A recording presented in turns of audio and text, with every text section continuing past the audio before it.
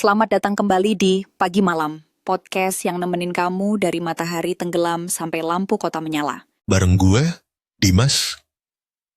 Dan aku Clara. Malam ini, kita bakal ngobrolin sisi lain dari kehidupan kota yang cuma kelihatan setelah jam 8 malam lewat. Betul banget, dunia malam di kota tuh selalu punya cerita.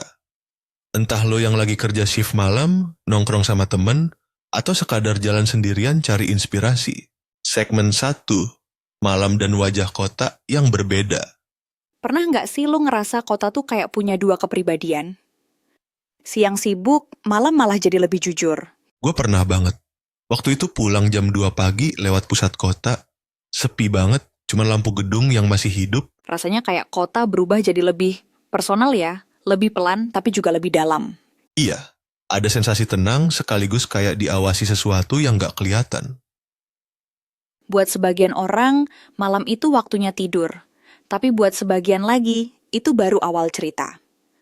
Segmen 2, cerita dari pinggiran kota. Ngomongin soal cerita, kita dapat satu dari Rio di Tangerang. Dia kerja ojek online shift malam.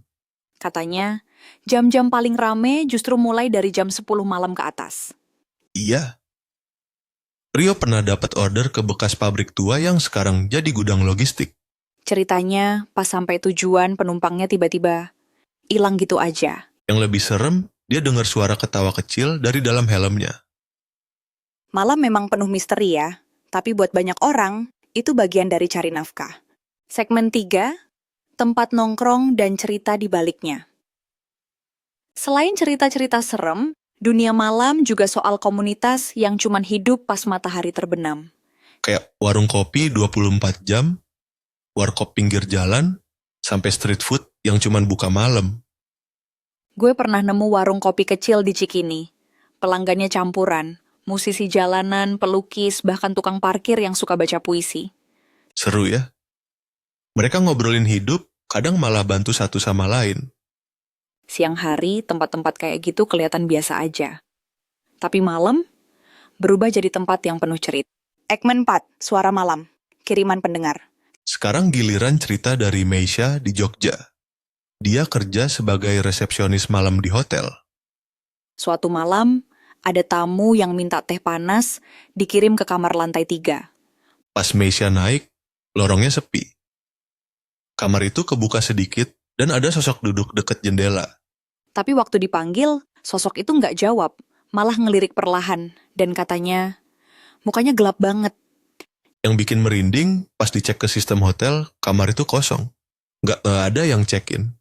Cerita-cerita kayak gini mungkin susah dinalar, tapi buat orang yang hidup di dunia malam, itu bagian dari keseharian. Segmen 5, refleksi dan penutup. Dunia malam kota bukan cuma soal gelap dan sunyi, tapi soal kehidupan yang lain. Ada kerja keras, ada komunitas, ada misteri yang nggak kelihatan siang hari. Di balik jalanan kosong dan lampu neon, selalu ada cerita. Buat kamu yang lagi dengerin ini di tengah malam, di jalan, di kamar, atau di tempat kerja, ingat kamu nggak sendirian. Makasih udah nemenin kita di pagi malam. Jangan lupa kirim cerita malammu ke DM Instagram atau email kita. Sampai ketemu di episode berikutnya. Tetap nyala di malam yang paling sunyi. Outro music, beat lambat, city ambience fade out.